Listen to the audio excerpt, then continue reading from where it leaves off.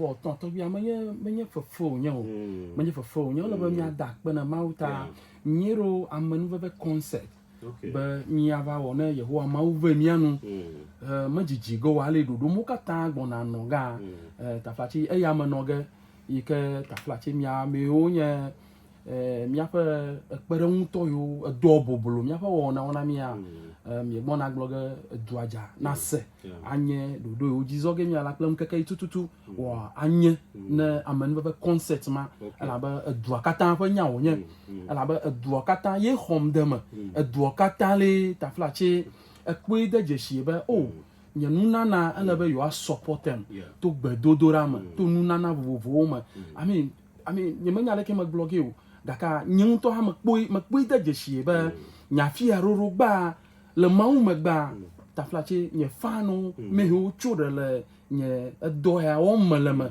do nsem to gbedodora plan garoma o fa azan o nye nya kata mi eruga be nye nyere ka nya azan o nye do kata azan ma ko saba sanam to la toji me ko moko kwa dai ka azumoida bruti va perform alo ngma ko ma vira atu mon ami kwa mara kuku ocho mon ami za daka do ko mi me dekpo ya nke jo afi na ba no va na ma nye jajira do won vu keke ko do ko va sa poji la fiare no va na mi jajira do won vu keke ro mi de gam pleto mo katan ko do ko va sa moji la fiare daka afla nye to ma gbona ba yeho ma un to pe yi na de ari na na ka ma to tu ya ta nyomi ma ushi nu pom ya la ba amazui ma ba yi bere amazui ma ba yi okay mia banya salami kama na mia fo wo na me fienya ba ha de kada ika doji jona na ji le baika mahale na mi pora na ga jibubu le apavelia na mi pora na mi se ko na manna mon popo ba mi atanwa ayomi ala ba nya nwie do le mia se eja ba we have not celebrated Israel Maa enough. He's such a huge figure. I'm dengo nyana mi ba mi gbolo hajinya ola nka amuganu to me matenwa ida program de kwa popo gba me hawo etoma asogbo awu ta na nya relation na agbolo na mi setana no jajirado na ma ne mon popo na jihad cover o na mi sera manonye wala yo me Male fasidasi neveve nkaka wova nye magbugbo gbede o eyi sese wo me jima dele punye wo madojide nye wola o manonye wola yo me male fasidasi neveve nkaka wova nye magbugbo gbede o eyi sese wo me Jima dele punye wo madojide nye wola o Kristo yo menonola fukpepe gedele me gaka mesi dojila akoji dudu flaga yata novi megagbu bode megbegbe wo nunge ili na wo gbadegbe chokple jona ingote Gavon futo pe nyanyran le jida fo gavon wo mau anana doji unseto enye Yehowa amesi nye miaola chogbedine na po isinu o Kristo yo menonola fukpepe gedele me gaka mesi dojila akoji dudu flaga yata novi megagbu bode megbegbede wo nunge ili na uba debe. Okay, Vevelia. Megana madahe ayinu biafo megana madahe azwalo medenu na metuto nenye behia tumeye mezunu blanwito Ao mega glamudi wo ne mazunu kokwe na nyeketo yewa asiwo nuko pomele wo mazuna ne ao tronye mutinya wo mazuna ne asiwo nuko pomele na neke meseseneo atawo awonusiano wo veveo onu ai wonkumaga no ejiu nesese hala hosela sinyebe avanyuna bede kako. The legendary evangelist Israel Maweta yaye le miagbo ma avu kapo mo alebe nenyebe nya de lasio adibe abia lo nsedua menya de lasio adibe ya agbolonia ke mia ase yakuli mawu jadudu no ka kama diba mia gade jadudu ma mi kpora. Hello Wezo. Hello Wezo. Yes Wezo. Yo tabi di na mi okata Ndi me ko gbe now. eyo eje no bi God ni ale kaji ìgbẹ̀dá sáfẹ́ náà ní ànọ̀bíà ẹ̀yà ikẹ́ ìlà fún yẹn tí ẹ̀yẹ bẹ̀ bá mẹ́ta pẹ́lẹ́ máa wú dẹ́ fà gbẹ̀dá. ẹgbẹ́ àtọ́jú ìjẹ́ ọmọ ẹ̀lú adétúbẹ̀rì mẹ́tẹ̀ẹ̀nà ẹgbà dá jù ní àfọmàlà fúnra fún méje yẹn pé yẹnyẹn ẹ̀yẹ yẹn sí yàn 2 years difference. I see. The basic school, Syria. However, the never school no year. I go koyaman. Any koyaman nola. However, dancer. There is never koya teacher. Ever had the ever to the zeta. Any koya lita. The over and for super. Yeah, but the koyaman, the man you can have had it. Time. Nana lemeke usoto nana pa foto benye koyame nola. Enabe elu beba seteniu. Okay. Unabe ale kasiako. Ebe sikacheki awonela. Amo inade bedura pe obe ni dunya to funo deji. Emuba monya to beda miracle money. Mete na badachu. Eyo wenye gaya over the gende mena mo wa anyeka. Aba the gende tadi pide kudi. Okay.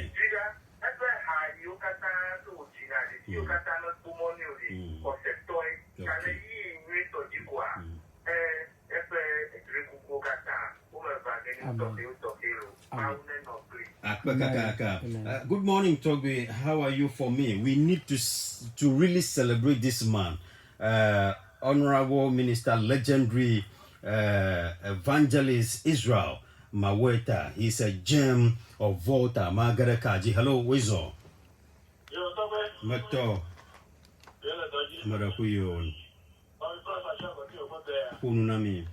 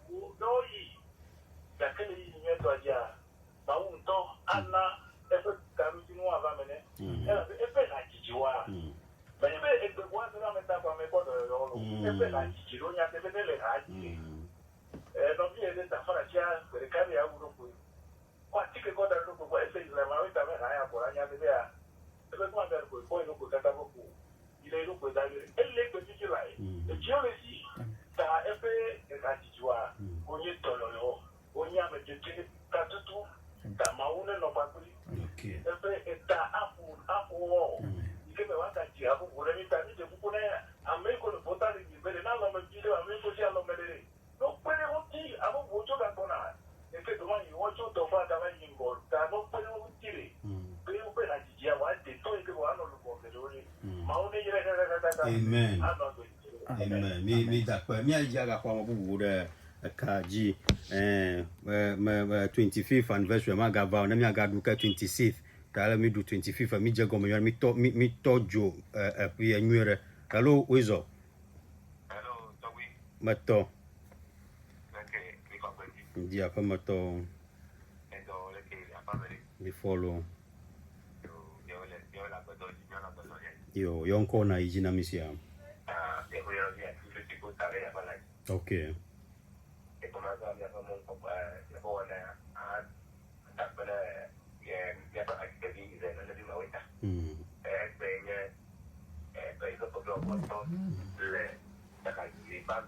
Yeah.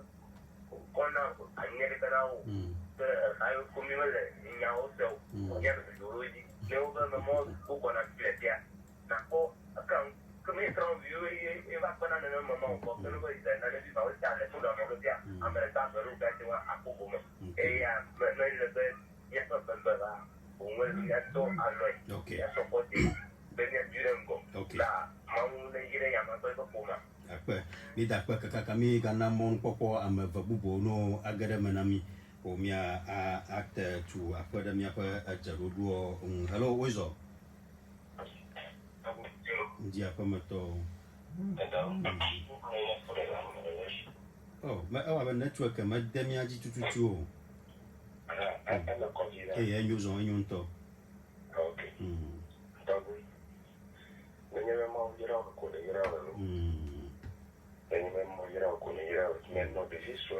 Okay. Yeah, after Chama for Israel. Yeah, I've performed in the Apo. That's how you talk about me. I've actually accumulated. Yeah. The TV to cream. I actually could go in Maui. The Papa Kadech.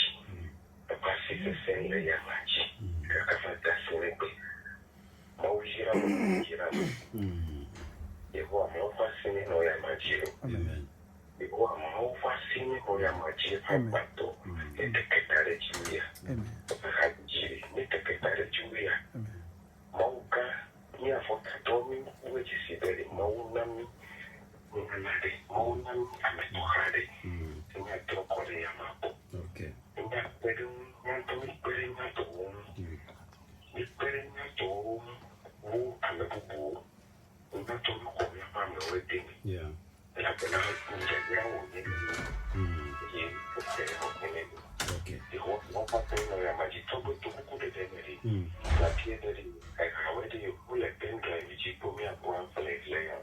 Okay. Okay.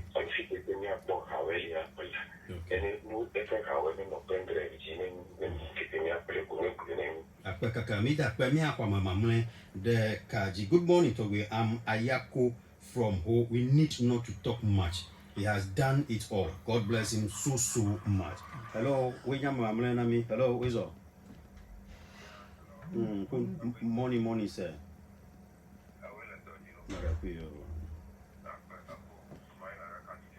Smala punami.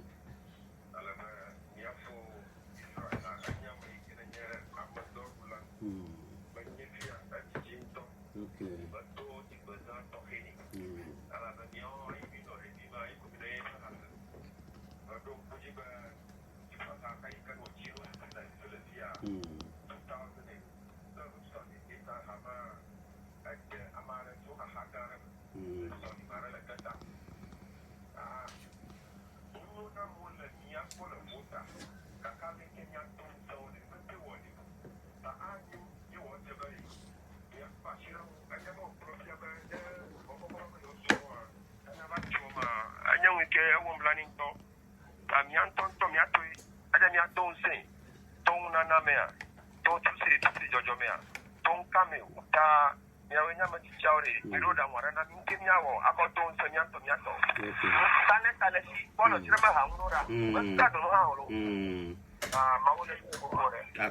Ni dakpe kama aga trova mia pa hajila wonte pa ma honko evangelist Israel Nanavi Maweta bo alabanya babia nye be le fe bla voaton fe hajiji yome ike do ma yamaro jahajiji ho afi wa jiu gba fi wa san ko bo o bonwa edi bi aida soja afi mate hu wa klo to ma de enye nana ike difone to gbogbomanyao kple nyagbe yo ke ko kakamau fe nyako dejifo na mo megbe de leke nye ganyao le haji dome ekpoga ekarema